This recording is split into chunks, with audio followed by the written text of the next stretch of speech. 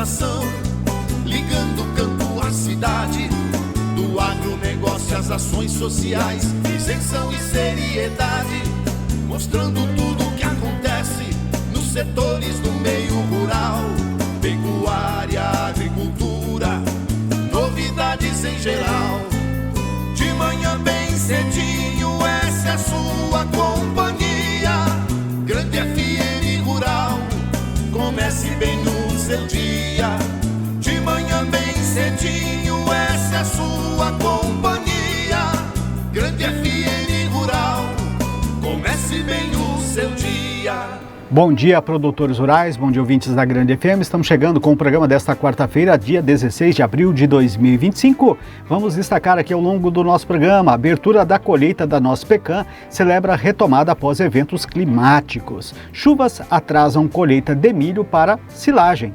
Embarques de açúcar aumentam nos portos brasileiros e tensões tarifárias elevam volatilidade e impactam o mercado do algodão no Brasil. Tudo isso e muito mais no nosso programa Grande FM Rural. Forterra, plantando o futuro, com soluções mais completas, nosso agro, nossa terra. Forterra, buscando novos horizontes, construindo uma história de paixão e compromisso pela Unidades em Dourados, Carapó, Rio Brilhante, Sidrolândia, Laguna Carapã e Ponta Porã. 2222-2522. Juntos somos Forterra. O que a meteorologia nos reserva hoje? Confira. Na região centro-oeste, a previsão do dia de temperaturas agradáveis, sol aparecendo entre nuvens, mas com previsão de apenas garoas fracas no decorrer do período. Em Brasília, no Distrito Federal, as temperaturas oscilam entre 19 e 26 graus, com até 5 milímetros de chuvas. Em Cuiabá, no Mato Grosso, também pode chover fraco, algo em torno de 4 milímetros, e os termômetros devem registrar entre 23 e 27 graus. Em Mato Grosso do Sul, o sol aparece em todas as cidades, aumentando de forma gradativa as temperaturas frescas da madrugada e da manhã. À tarde e à noite podem ocorrer pancadas de chuvas em algumas cidades. Na capital, Campo Grande, pode chover em torno de 8 milímetros e as temperaturas ficam entre 20 e 25 graus.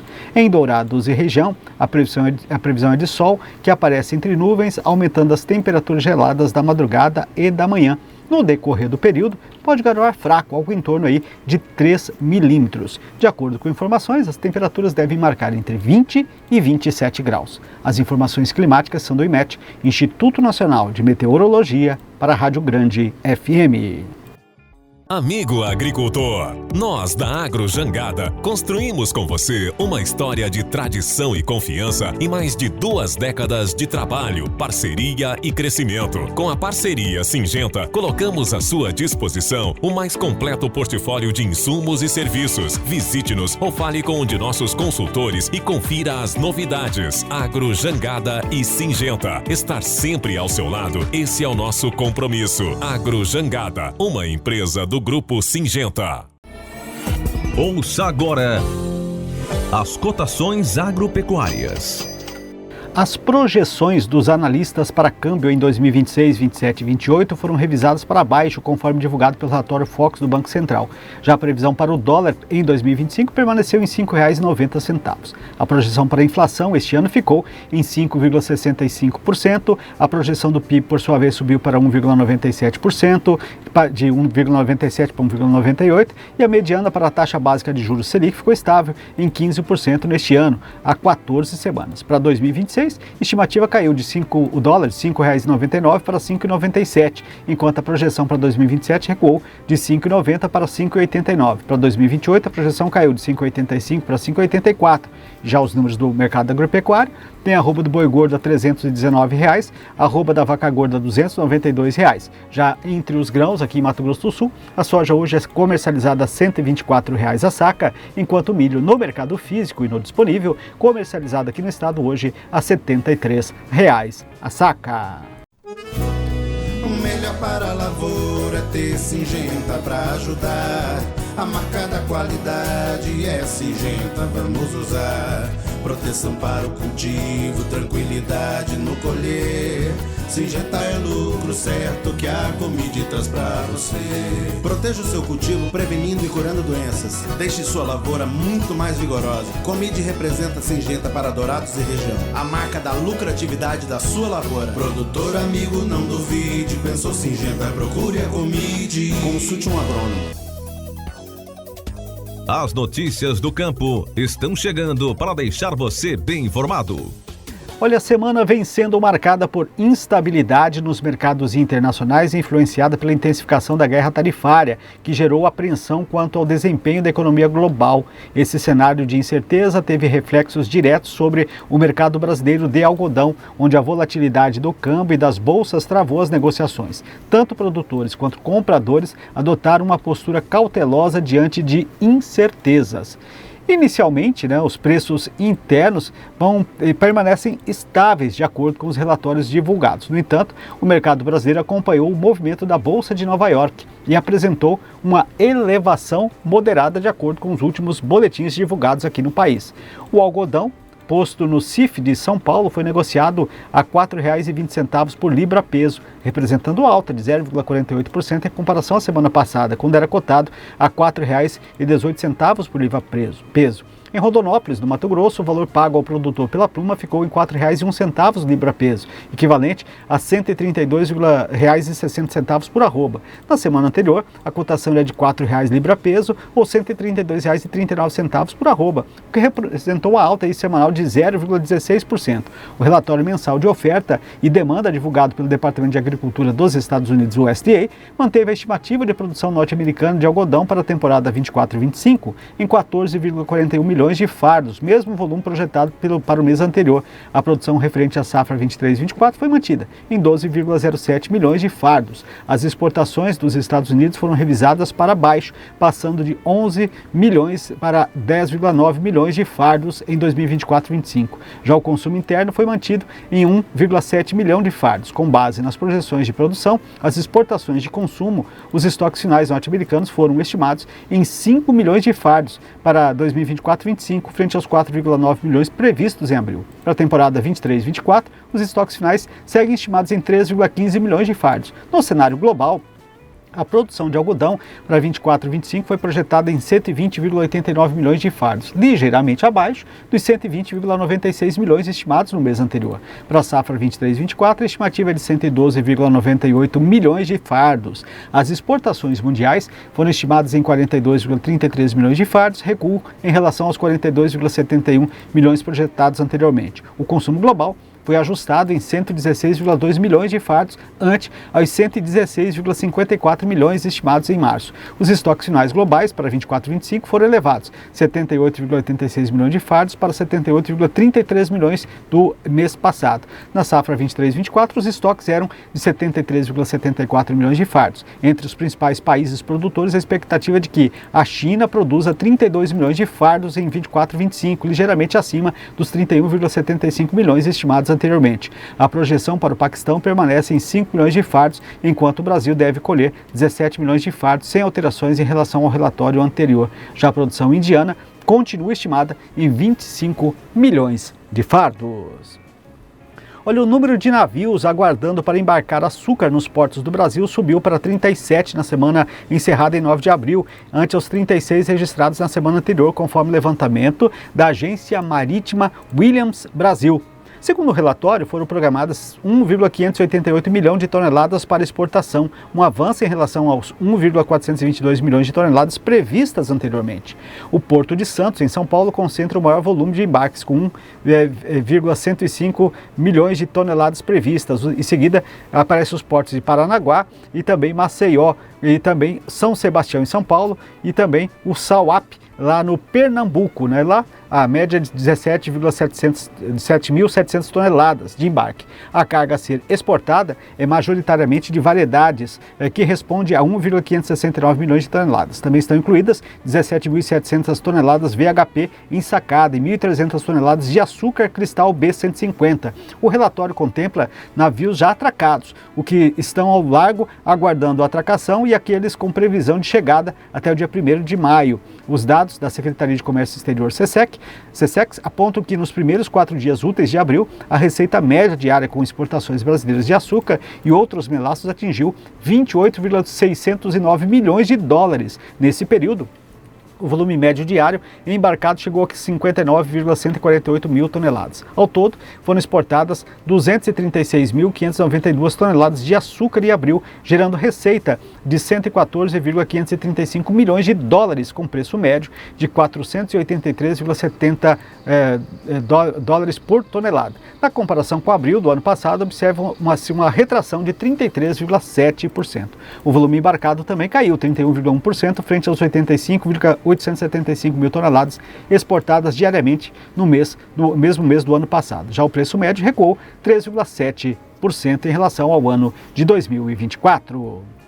A colheita do milho destinada à produção de silagem no Rio Grande do Sul avançou pouco na última semana, mantendo-se acima de 85% da área cultivada. Segundo o informativo conjuntural divulgado pela Ematur, o ritmo lento é atribuído à ocorrência de chuvas ao escaloramento de semeadura, estratégia adotada para otimizar o uso de máquinas agrícolas, evitar a sobreposição com a colheita de grãos e reduzir os riscos climáticos concentrados em períodos específicos. As lavouras que ainda não foram colhidas se encontram em diferentes estágios de desenvolvimento. De acordo com o levantamento, 5% estão em início de maturação, 6% em enchimento de grãos, 3% em floração e 1% ainda em fase vegetativa. A produtividade média está estagnada em 36,760 quilos por hectare, número de 6,8% inferior à projeção inicial, impactado principalmente pela estiagem que afetou parte do ciclo. A região administrativa de Bagé, localizada na Companhia Gaúcha, a colheita foi retomada no dia 4 de abril, com produtores antecipando os trabalhos diante da previsão de novas chuvas.